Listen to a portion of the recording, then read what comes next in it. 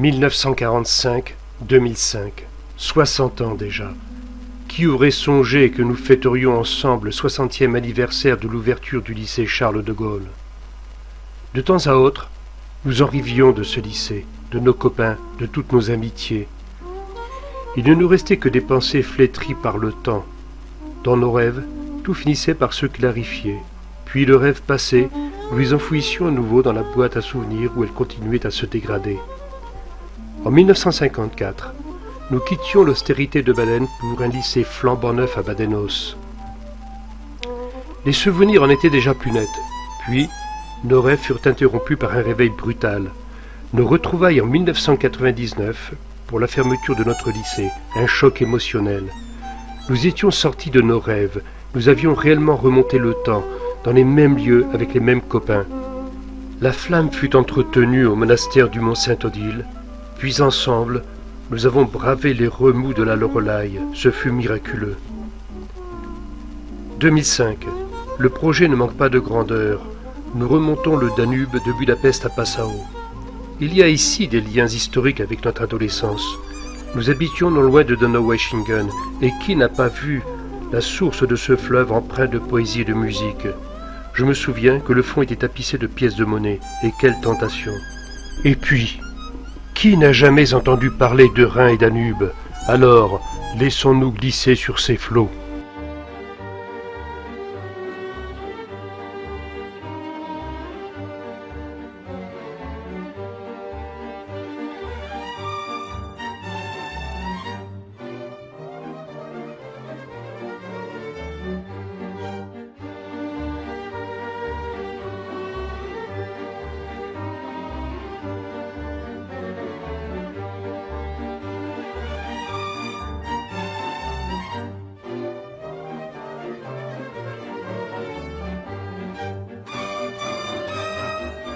Budapest s'étend de part et d'autre du Danube. Le fleuve mythique qui naît en Allemagne s'étire sur 2800 km avant de se jeter dans la mer Noire. Sur notre gauche, Buda, dominé par le palais royal, et à droite Pest, dont le principal édifice est le Parlement.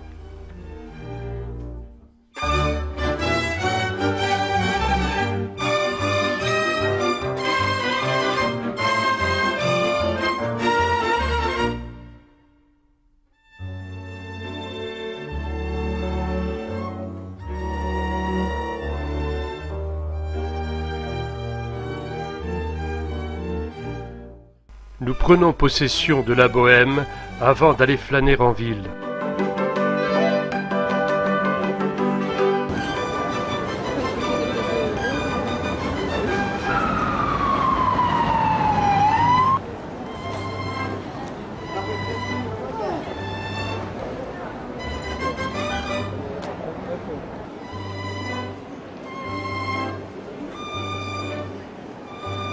Nous sommes sur l'avenue la plus animée de Budapest, Váci utca, les Champs-Élysées hongrois, bordés de commerces aux vitrines alléchantes.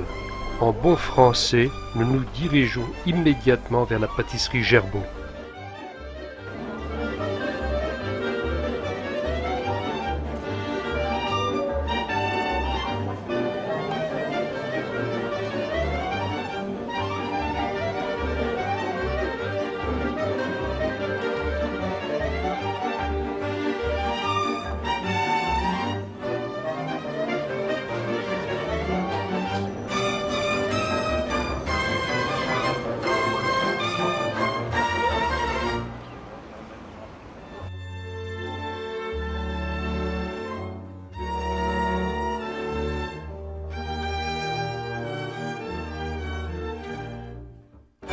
Nous approchons de la basilique Saint-Étienne, qui ne date que du XXe siècle. Elle fut inaugurée en 1906 par l'empereur François-Joseph. Un reliquaire y abrite la main droite de Saint-Étienne. Cette relique est promenée en procession le 20 août pour la fête du premier roi hongrois, Étienne Ier, canonisé en l'an 1083.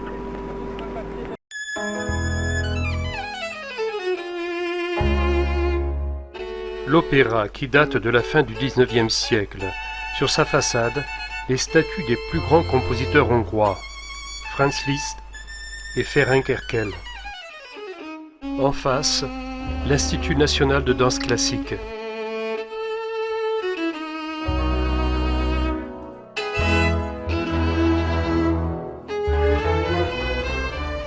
Le Parlement, un monument néo-gothique à l'allure de cathédrale. Il fut inauguré en 1896. L'Assemblée y siégea alors pour marquer l'anniversaire de la fondation du pays. 98 statues représentant des souverains, princes et chefs militaires s'alignent sur les façades. Aujourd'hui, le Parlement est le siège de la présidence de la République, du gouvernement et de l'Assemblée nationale. Notre guide en éprouvait une très grande fierté. Ce serait le plus grand Parlement du monde.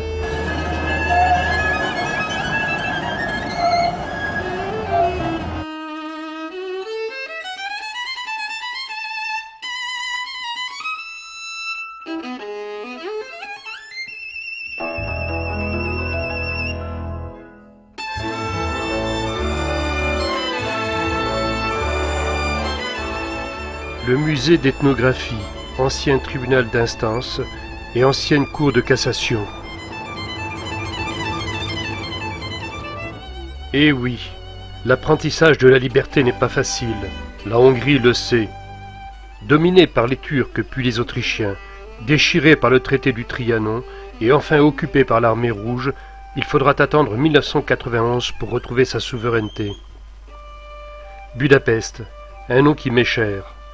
J'en avais un souvenir personnel. Aujourd'hui, il y a prescription et je peux en parler. En octobre 1956, les chars soviétiques écrasent le vent de liberté qui soufflait sur Budapest.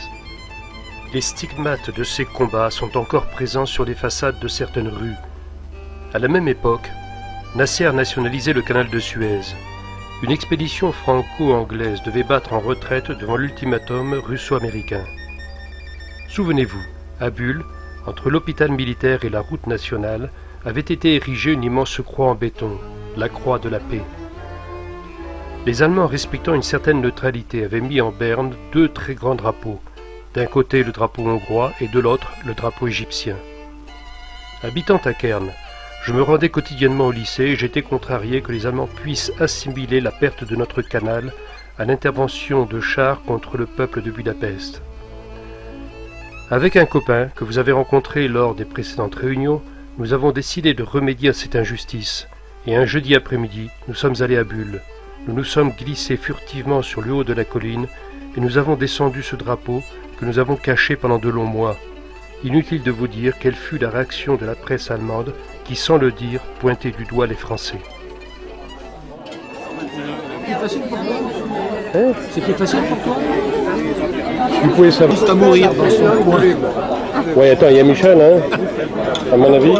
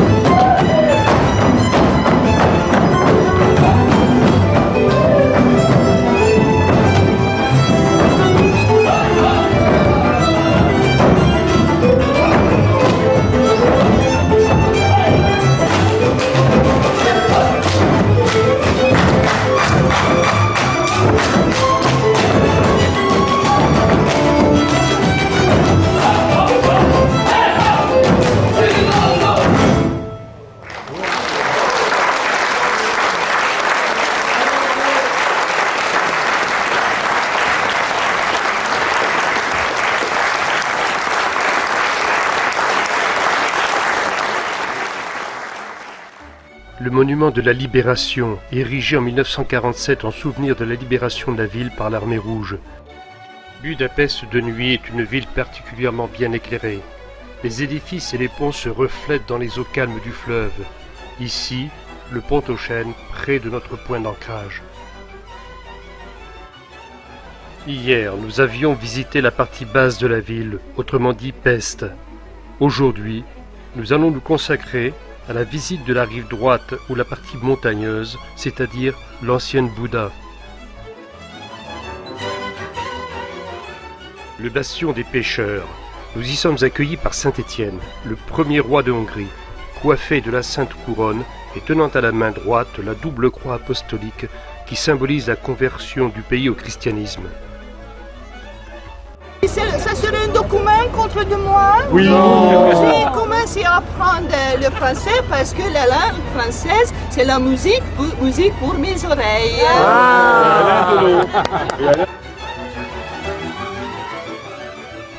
L'église Massias, construite au XIIIe siècle, transformée en mosquée au XVe siècle par les Turcs, qui détruisirent tout le statuaire et toute représentation figurative.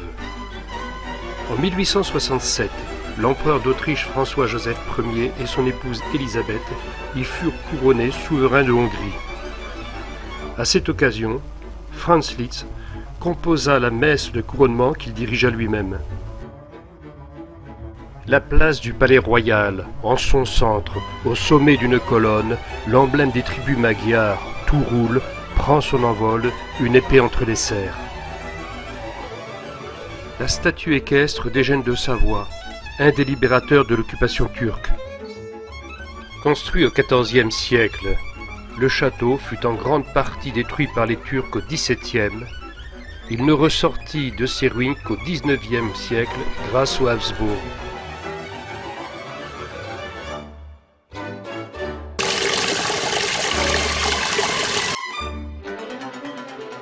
Cette partie de la vieille ville, Buda, est essentiellement construite sur la colline ceinturée de remparts qui protègent le château ou palais royal, le bastion des pêcheurs et l'église Massias, et quelques rues bordées de maisons aux façades colorées de style baroque ou néoclassique. L'ancienne douane devenue musée et la colonne de la Trinité qui fut élevée au XVIIIe siècle pour commémorer une terrible épidémie de peste.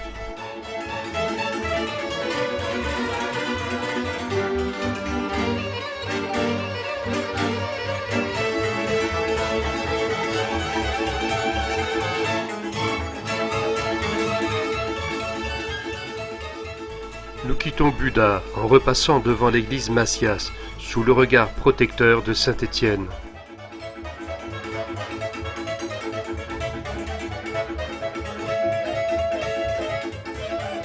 Nous redescendons vers la ville basse, à Pest, pour y découvrir la place des héros.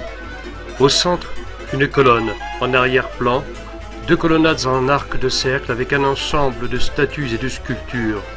Il s'agit du monument du millénaire. À gauche, le musée des Beaux-Arts. En haut de la colonne se trouve une sculpture de l'archange Gabriel debout sur un globe portant la couronne hongroise et la croix apostolique. Et sur la droite de la place, la galerie des arts. Vous n'êtes jamais pris ensemble? Non, jamais dû prendre par contre, on n'a pas de chance. Mais vous l'êtes là en ce moment, vous êtes non seulement pris mais enregistré.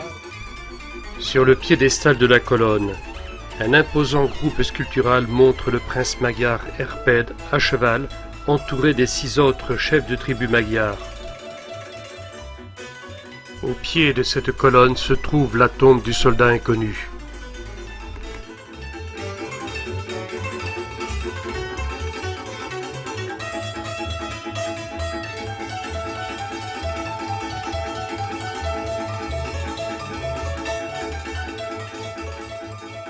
Nous quittons Budapest pour Esztergom. Esztergom, résidence royale durant 3 siècles. Capitale religieuse de la Hongrie, la ville a été le haut lieu du catholicisme hongrois pendant plus de 1000 ans et reste le siège de l'archevêque primat de Hongrie.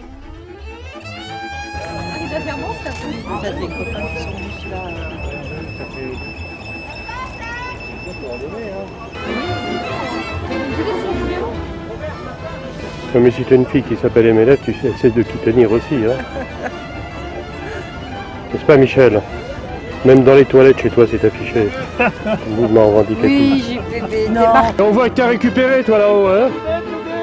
J'ai récupéré 100% des moyens. Ouais, mais ce matin, dis donc, t'es resté au lit. Ayant choisi la forme occidentale du christianisme contre l'Église grecque, Géza et son fils Étienne placent la Hongrie au centre de l'Europe comme l'une des forteresses avancées de la civilisation occidentale. Esztergom connaît son âge d'or du XIIe au XIVe siècle. À cette époque, de nombreuses têtes couronnées y séjournèrent.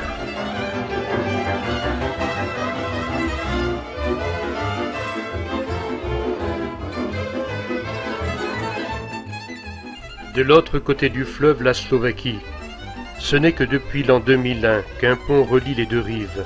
Toutes les constructions entreprises de 1760 à 1919 furent détruites lors des différents conflits.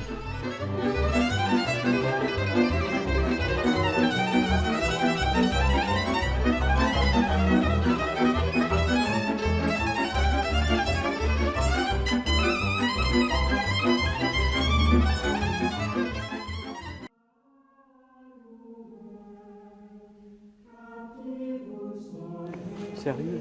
Un peu de concentration, s'il vous plaît.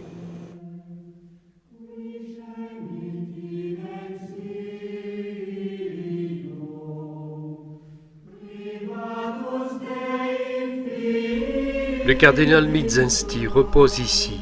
Primat de Hongrie, il se réfugia à l'ambassade américaine après les événements de 1956 et mourut à Vienne en 1975. Il a été inhumé à Esztergom en 1991 car il avait exprimé le vœu de n'être enterré en Hongrie qu'après le départ du dernier soldat soviétique.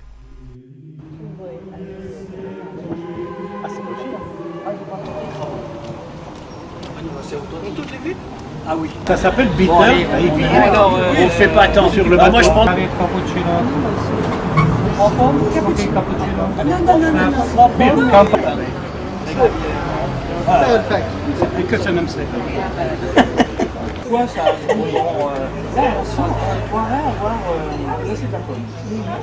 Faut se méfier des gens. Non, non, parce qu'on m'a pas revenir. Très méchant. T'avais jamais vu comme ça? Quoi donc? Ah oui, mais je l'avais perdu, dis donc. Je sais. C'est ça la différence que moi j'ai introduite. Il a fait de la politique, et vous savez qu'un politicien, ça ne dit jamais la vérité. Donc tout ce qu'il vient de dire, vous mettez votre mouchoir dessus.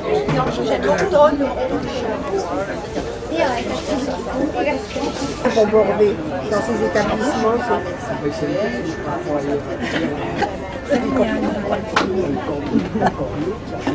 C'est gentil.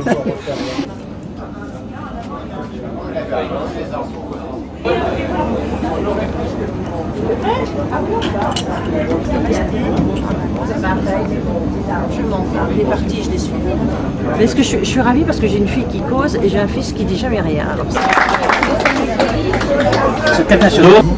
France, cher pays de mon enfance, merci de ton insouciance. On applaudit le coup des Alsaciens. On va servir der Welt, on va servir der Welt, on sind Schnurger und alles außer Welt. Avec mes sabots, je ne suis pas une vilaine avec mes sabots. Je ne suis pas une vilaine avec mes sabots dont donne le haut. Je suis moi-même avec mes sabots dont donne le haut. Avec mes sabots. Il y a 40 couplets. Je pense que la Lorraine.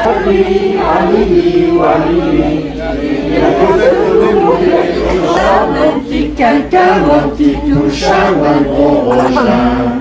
C'est pas du chagrin, c'est une d'enfant seulement.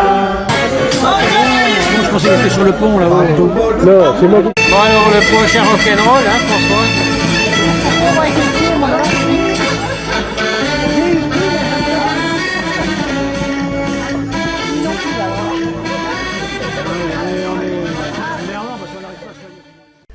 Nous sommes arrivés en Autriche et nous allons accoster à Vienne où nous resterons 2 jours.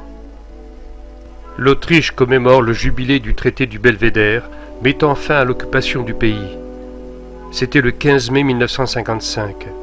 À cette occasion, des patrouilles internationales et une exposition rappellent cette période d'après-guerre. Un autre anniversaire, le 10e anniversaire de son adhésion à l'Union européenne, c'était le 1er janvier 1995.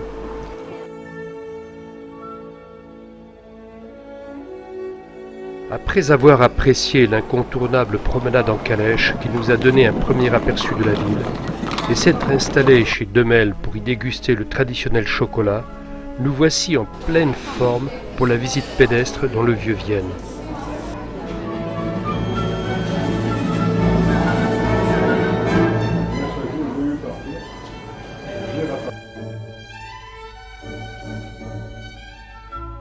La colonne de la peste qui domine le Graben a été édifiée en 1693 par l'empereur Léopold Ier, concrétisant ainsi le vœu qu'il avait formulé pendant l'épidémie de 1679.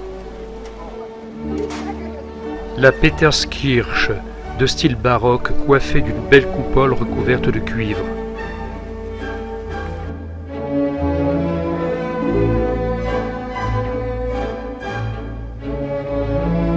Nous arrivons place Saint-Michel, qui donne accès au palais royal, dénommé le Hofburg. Le superbe dôme qui coiffe la rotonde d'accès au palais.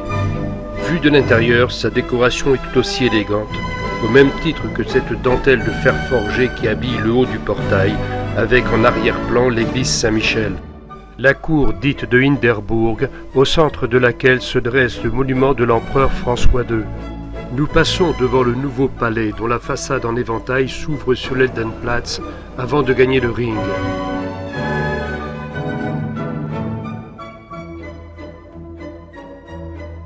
Le musée des Beaux-Arts, ancien palais de Marie-Thérèse qui fait face au musée d'histoire naturelle. Le Parlement qui déploie son élégante façade de temple grec. Malheureusement, les travaux de restauration en cours ne permettent pas d'en apprécier la pureté de son style.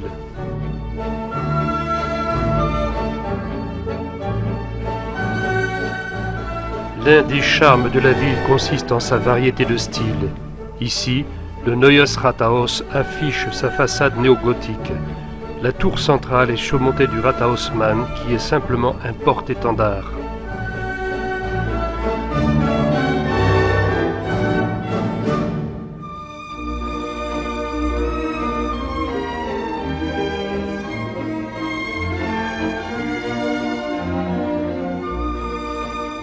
Face à cet hôtel de ville, le théâtre municipal de style Renaissance.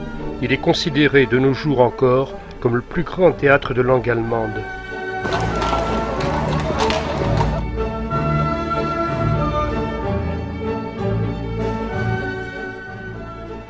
Le Burggarten qui va nous ramener au Hofburg.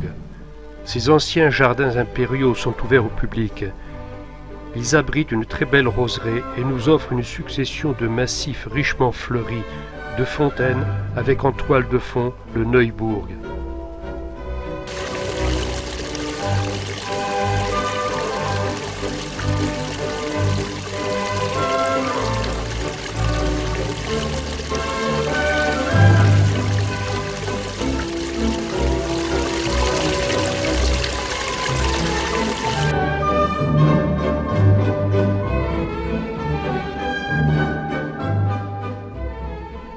Le nouveau palais, fin 19e siècle, de style Renaissance italienne, s'ouvre en éventail sur la Heldenplatz. Face au palais, la statue équestre du prince Eugène de Savoie, vainqueur des Turcs au XVIIe siècle.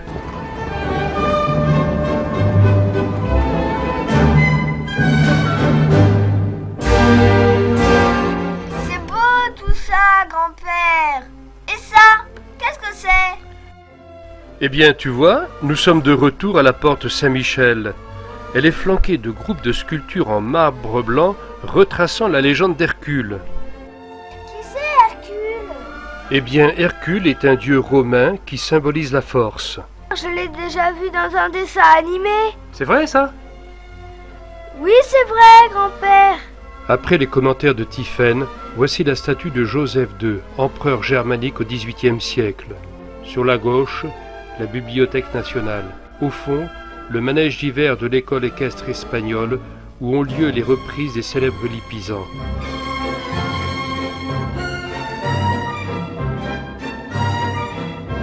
L'Albertina-Platz qui jouxte l'opéra de la ville. Les sarcophages de l'empereur François-Joseph et de l'impératrice Élisabeth dans la crypte de l'église des Capucins. La Donnerbrunnen, la statue centrale représentant la Providence, est entourée d'angelots et de poissons crachant de l'eau.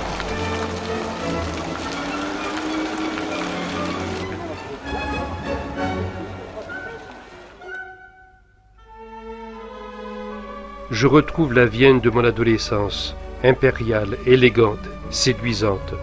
Le séjour est trop court, juste le temps de jeter un coup d'œil extérieur sur des édifices qui cachent de nombreux trésors.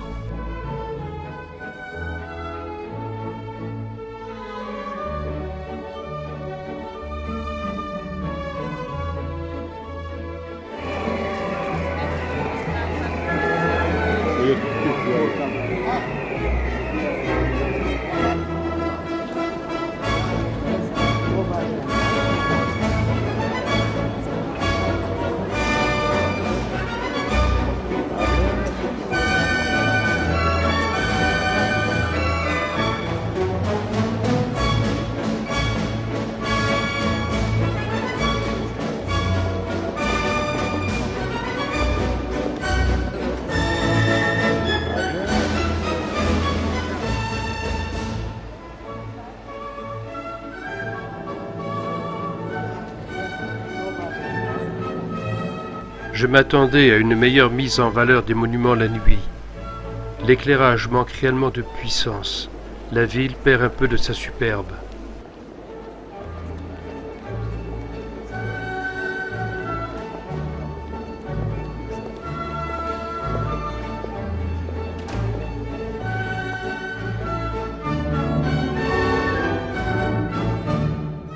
Nous arrivons à Schönbrunn, un haut lieu de l'histoire autrichienne et européenne. Nous y visitons les appartements de l'empereur François-Joseph et de l'impératrice Élisabeth, mais le protocole nous interdit de filmer ces intérieurs particulièrement luxueux et raffinés. De nombreux souvenirs historiques sont liés au château et au parc. Sous le règne de Marie-Thérèse, Schönbrunn était la résidence d'été de la cour. Marie-Antoinette, future reine de France, y passa son enfance. C'est dans la galerie des Glaces que Mozart, âgé de 6 ans, étonna l'impératrice et ses courtisans par la précocité de son talent. En 1805 et en 1809, Napoléon établit son quartier général à Schönbrunn. En 1815, lors du congrès de Vienne, la Grande Galerie fut le cadre de réception qui réunissait un parterre de souverains, de princes et de diplomates.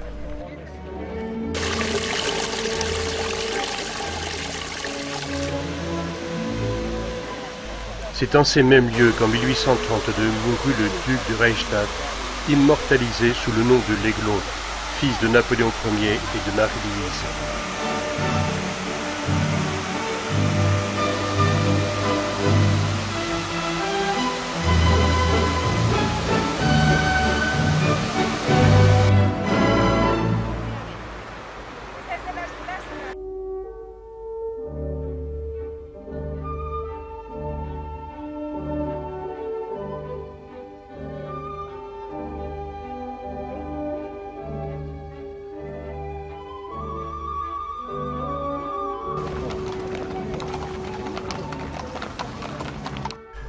Au cœur de la vieille ville, la cathédrale Saint-Étienne a la silhouette lourde et austère. Surplombant ses murs noircis par le temps, sa toiture aux tuiles vernissées lui confère un peu de gaieté. La tour nord, inachevée et tronquée, abrite l'impressionnant bourdon de 21 tonnes qui ne sonne qu'à l'occasion des cérémonies exceptionnelles telles que la tenue du congrès de Vienne des anciens de Baden-Baden en 2005. Cette cloche fut coulée à partir des 180 canons pris aux Turcs en 1653.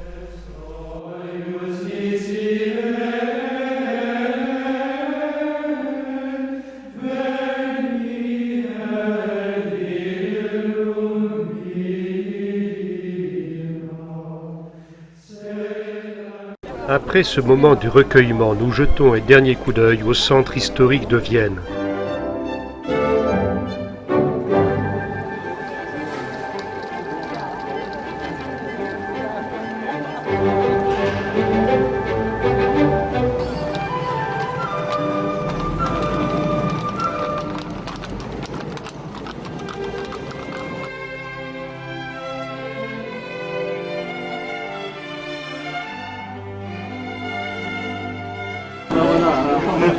C'est celle qu'on a bu hier soir quand vous n'étiez pas là. Ah bah voilà. Ah bah.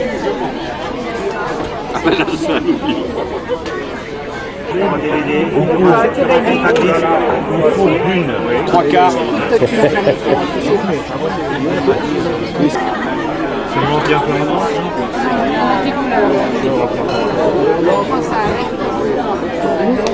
Oui. Et même avec l'appareil photo, le piège visuel, beau mettre contre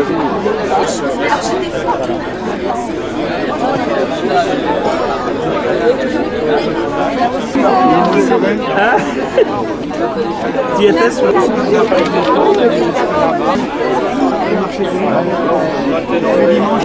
Attends, j'enlève mes lunettes. Non, là, t'es pas sérieux, hein. Attends, on va lui dire. Et Sabine, tu me regardes, s'il te plaît? Trop d'honneur.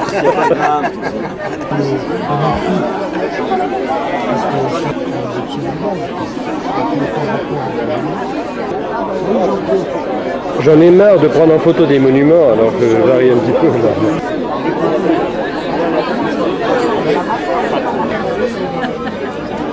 C'est pas de baleine, moi.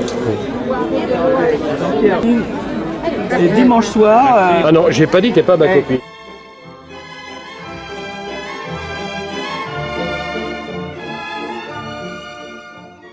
Le Belvédère, résidence d'été du prince Eugène de Savoie, fils du comte de Soissons, et d'Olympe Mancini, nièce du cardinal Mazarin. Il entra au service de Louis XIV. Celui-ci lui refusant le commandement d'un régiment, il passa au service de Léopold Ier, archiduc d'Autriche. Il acquit un grand prestige après que l'armée autrichienne, sous son commandement, eut vaincu les Turcs en 1697.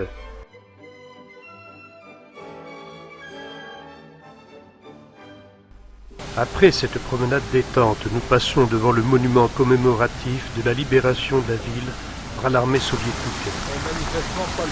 Hasard de l'histoire ou non, ce monument fait face à l'ambassade de France.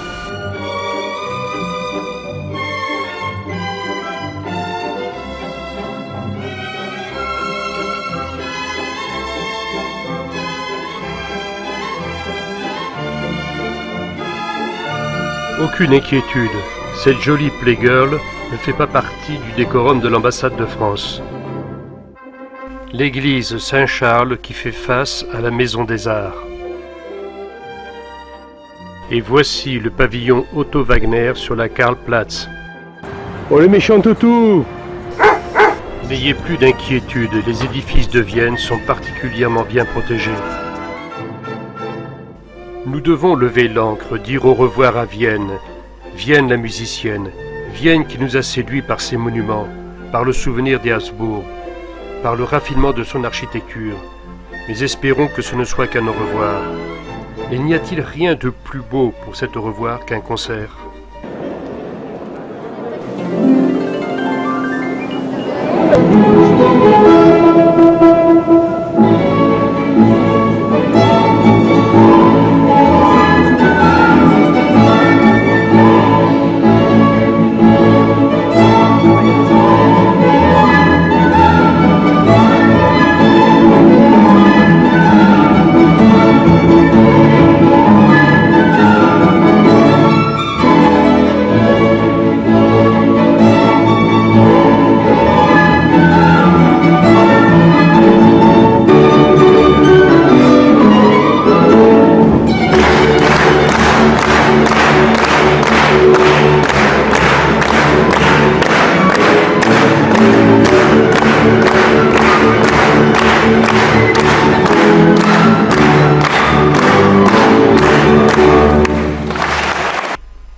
Nous avons navigué toute la nuit et nous voici à Dürstein, petite cité ceinturée de remparts et dominant le Danube.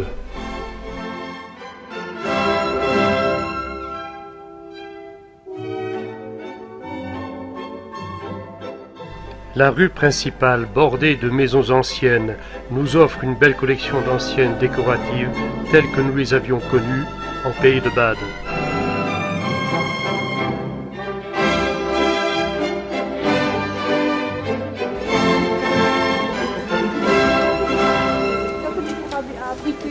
Le couvent des Augustins, fondé au XVe siècle, fut reconstruit au XVIIIe dans un style baroque.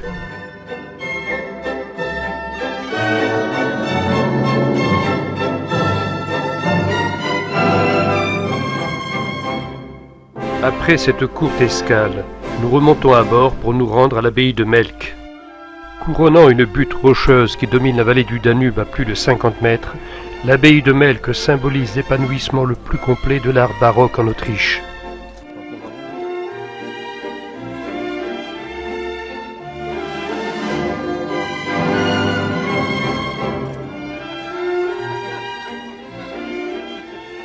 Tradition oblige, nous sommes accueillis par un groupe d'Autrichiens en tenue folklorique.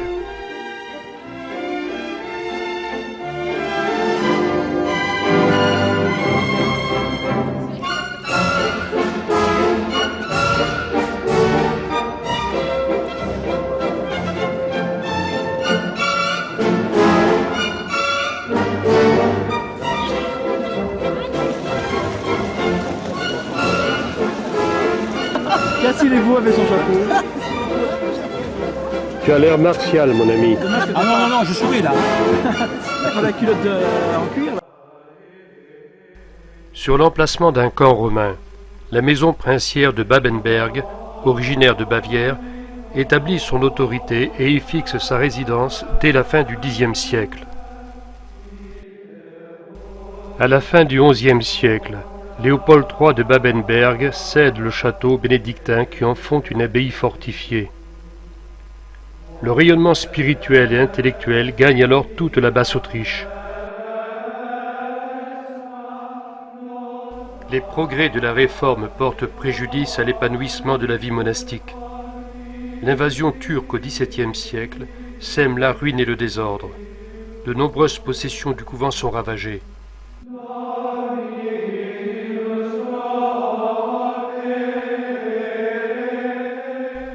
En 1805 et en 1809, lors de ses campagnes victorieuses contre l'Autriche, Napoléon séjourna aussi à Melk. Il y établit son quartier général. L'abbaye ayant réussi à sauvegarder ses richesses artistiques, continue à jouer un rôle de premier plan en dispensant à chaque génération d'Autrichiens un enseignement de qualité.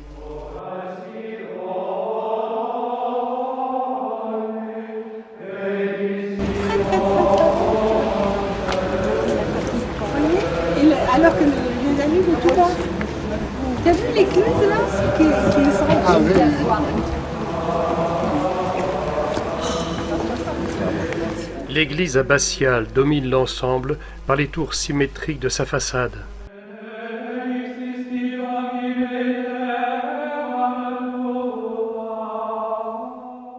L'impressionnante bibliothèque de l'abbaye, qui n'est pas sans rappeler celle du château de Chantilly, riche de 100 000 volumes et de 1800 manuscrits.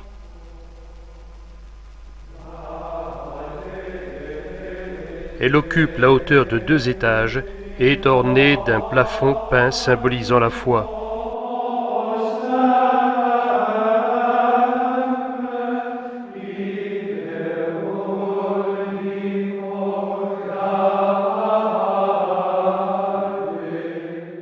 L'intérieur de l'abbaye très chargé donne en même temps une impression de légèreté, due à l'harmonie de ses proportions, de ses dimensions, de son éclairage et à l'emploi de couleurs où se confondent les tons rouge-brun, jaune-orangé et or.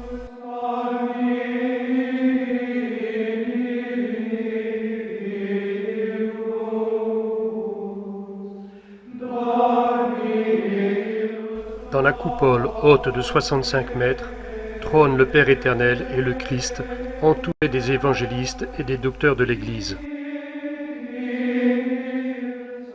la voûte de la nef, où saint Benoît triomphant est accueilli au ciel.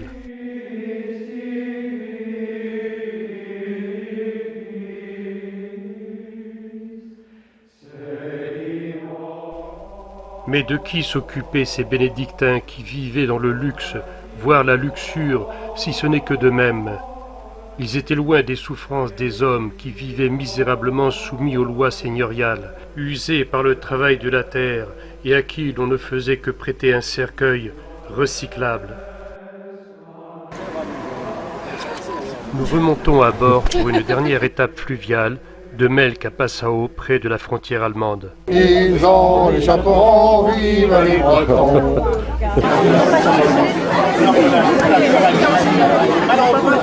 Non,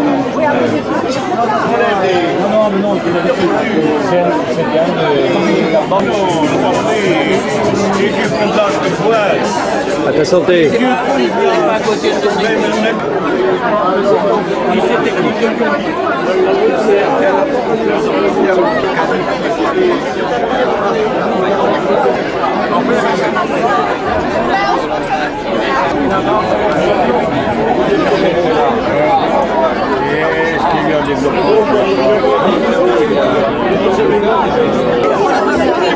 Et en plus, c'est tiré au sort. Oui. C'est tout le monde écrit. Depuis qu'on est là.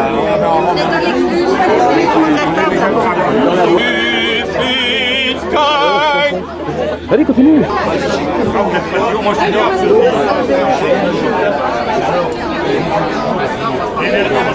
Avec mon frère.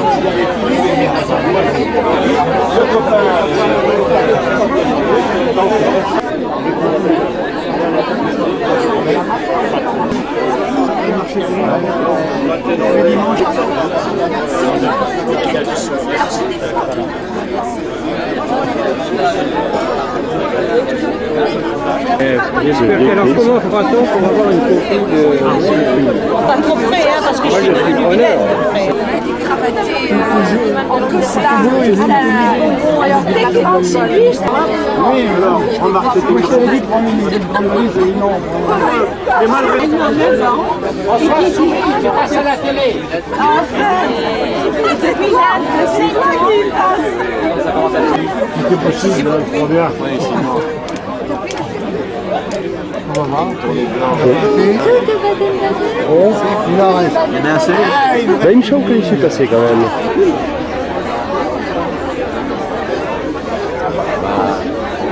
On recule, hein.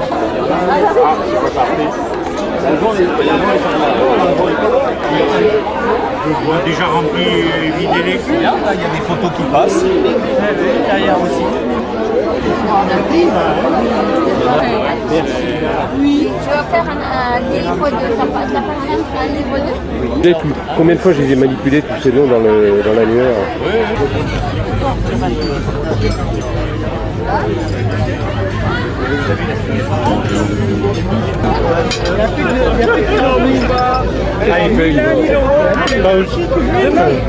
Gib sie wieder her, gib sie wieder her, sonst wird dich der Jäger holen mit dem Schießgewehr. Sonst wird dich der Jäger holen mit dem Schießgewehr. Ça c'est le chasseur avec le lapin. Oh, elle est bonne, hein.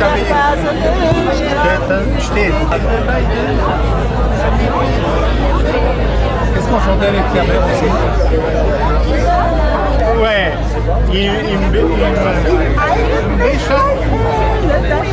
elle est dans le petit ruisseau comme une... Et elle se déplace comme une flèche. Non, on chantait dans Moses, go way down in Egypt. Oui, je voulais... People go.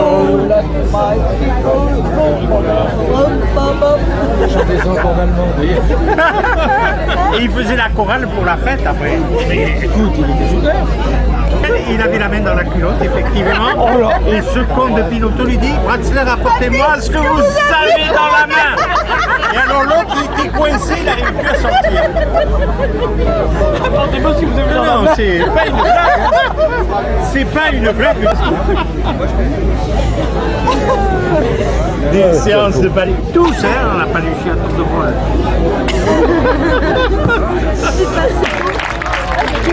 Ah, c'est beau.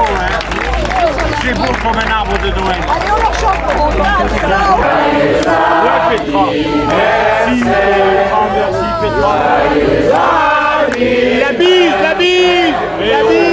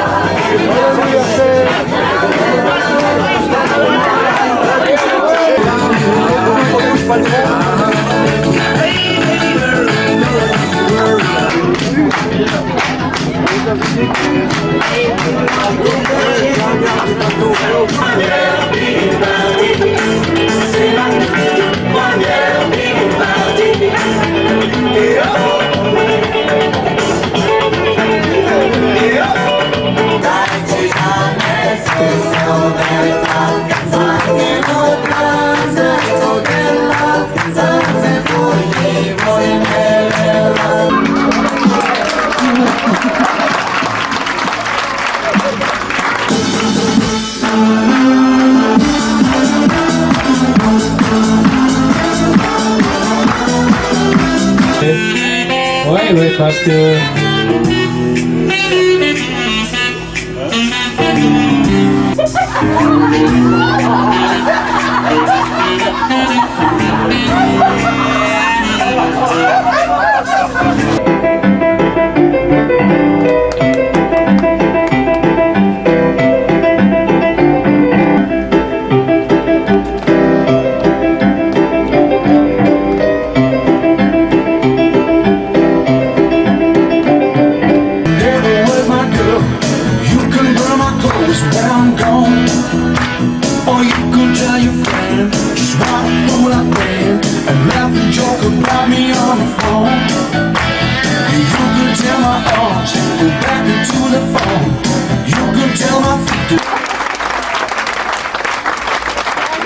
Voilà, sous vos applaudissements, je Rachel sur la piste.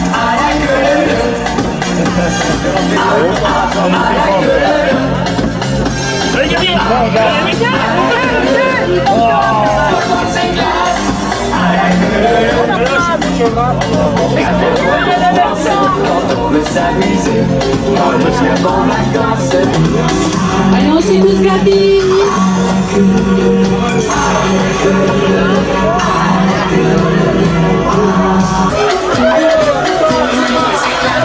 Et on se remercie, on va remercier Edith, Nico, Gabi, Monica, Rani, Richie. L'histoire de tout va vous placer. Tristez, comme on vous l'a montré. Je suis sûr que vous gagnerez.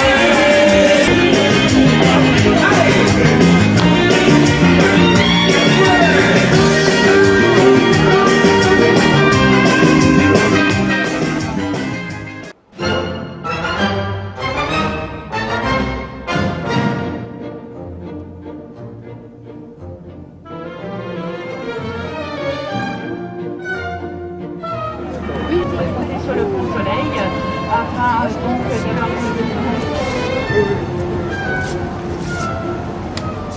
Un dernier regard sur le Danube qui nous a tous enchantés. Nous arrivons à Passau, la fin de notre voyage. Puis, ce sera le retour à Strasbourg par la route et la séparation jusqu'à notre prochain rendez-vous.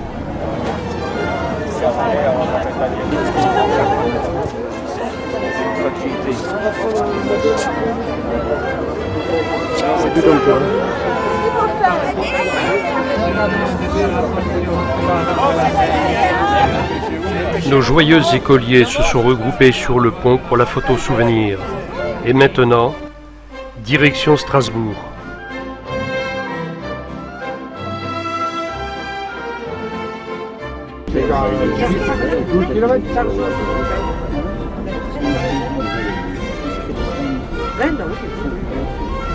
Nous habitons Damzan.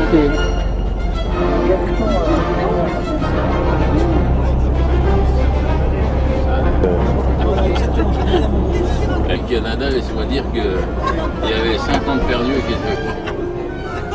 Bah oui, j'avais la télé,